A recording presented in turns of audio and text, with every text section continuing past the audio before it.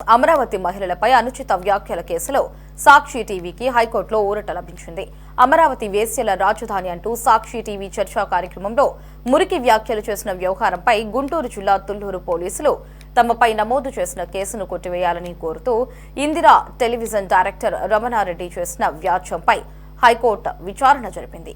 ఈ కేసులో A3గా ఉన్న సాక్షి టీవీపై తదుపరి చర్యలు నిలిపివేస్తూ న్యాయమూర్తి జస్టిస్ ఎన్ హరినాథ్ ఉత్తర్వులు ఇచ్చారు.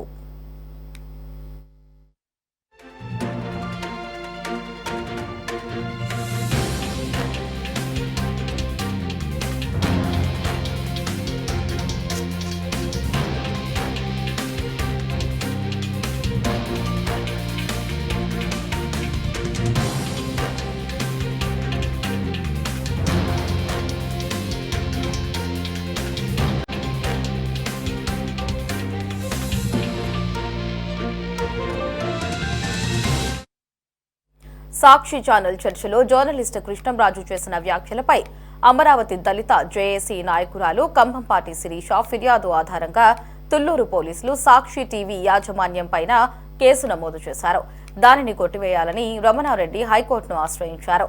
పిటిషనర్ తరపున సీనియర్ న్యాయవాది ఎస్ నిరంజన్ రెడ్డి వాదనలు వినిపించారు.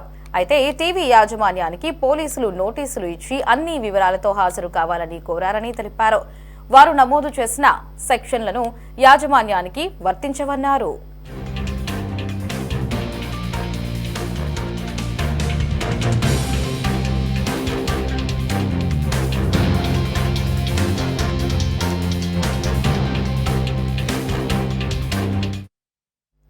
అయితే పోలీసుల తరపున అదనపు పీపీ పానీని సోమాయాజీ వాదనలు వినిపిస్తూ దర్యాప్తు ప్రారంభ దశలో ఉంది, మీడియా సంస్థకు నోటీసు ఇచ్చారని దర్యాప్తునకు సహకరించాలని కోరారు.